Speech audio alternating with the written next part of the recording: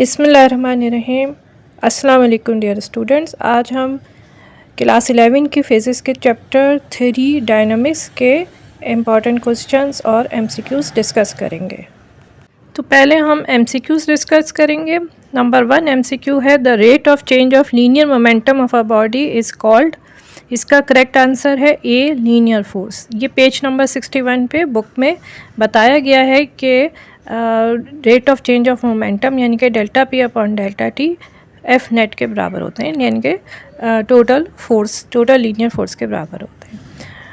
उसके बाद MCQ number 2 है the term mass refers to the same physical concept as. तो इनर्शिया डिपेंड करता है मास के ऊपर, इसलिए इसका करेक्ट आंसर है ऑप्शन बी इनर्शिया। इसमें कंफ्यूज करने के लिए वेट का ऑप्शन भी दिया गया है, लेकिन वो इनकरेक्ट है क्योंकि वेट एक फोर्स होती है और इसमें ग्रेविटी भी शामिल होती है और ये एक वेक्टर क्वांटिटी है। ठीक है, तो एमसीक्यू नंबर 3 है which one of the following force is known as the self adjusting force. तो इसका करेक्ट आंसर है ए फ्रिक्शनल फोर्स। फिर एमसीक्यू नंबर 4 है the laws of motion shows the relationship between. तो इसका करेक्ट आंसर है force and acceleration. सबसे ज़्यादा जो रिलेशनशिप तीनों लॉज ऑफ मोशन बताते हैं वो फोर्स और एक्सेलरेशन के दरमियान है। एमसीक्यू नंबर 5 है the motion of rocket in the space is according to the law of conservation of. तो इसका करेक्ट आंसर है ऑप्शन बी लीनियर मोमेंटम, क्योंकि जब एक रॉकेट को लॉन्च किया जाता है तो उसकी जो मोमेंटम है वो उसकी जो एग्जॉस्ट गैसेस है उसमें शिफ्ट हो जाता है, यानी कि दोनों तरफ मोमेंटम कंजर्व रहता है। अब एमसीक्यू नंबर 6 है a bomb of mass 12 kg initially at rest explode into 2 pieces of masses 4 kg and 8 kg। The speed of 8 kg mass is 6 metre per second. The kinetic energy of 4 kg mass is. तो इसको calculate करने के लिए हम law of conservation of momentum use करेंगे और फिर हम काइनेटिक एनर्जी का फार्मूला यूज़ करेंगे।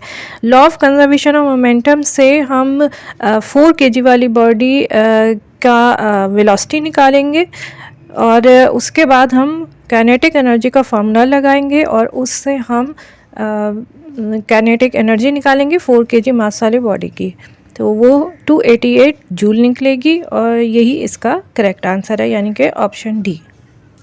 इसके बाद एमसीक्यू नंबर 7 है if momentum is increase by 20% then kinetic energy increases by. तो इसका करेक्ट आंसर है ऑप्शन नंबर ए 44%, यानी कि अगर आप मोमेंटम को 20% बढ़ा देते हैं तो काइनेटिक एनर्जी 44% बढ़ जाती है।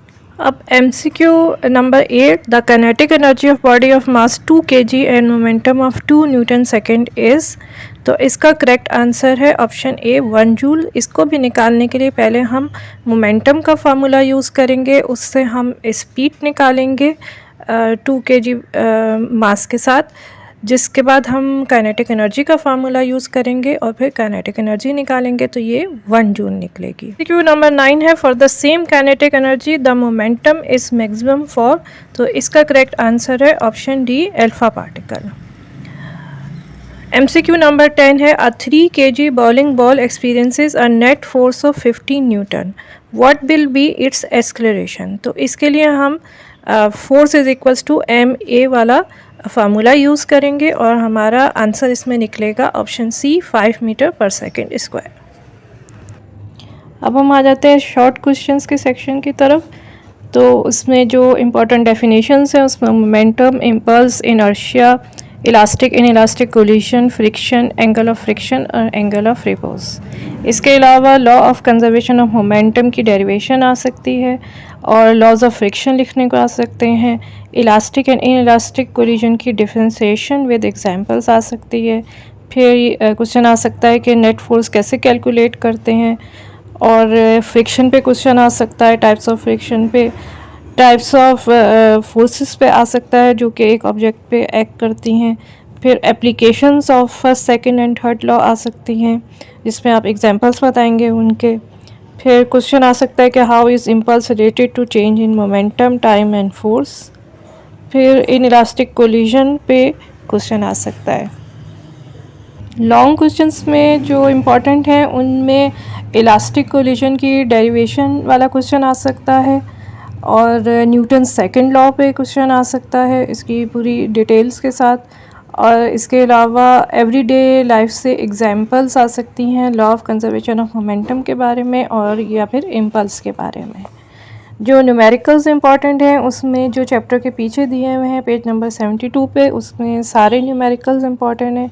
एग्जांपल्स में 3.2 और 3.3 इंपॉर्टेंट है। और इसके अलावा सेल्फ असेसमेंट जो पेज 61 पे दिया हुआ है उसमें क्वेश्चन नंबर 3। तो ये आपके सारे शॉर्ट क्वेश्चंस और लॉन्ग क्वेश्चंस हैं जो कि इम्पॉर्टेंट है एग्ज़ाम के लिहाज से।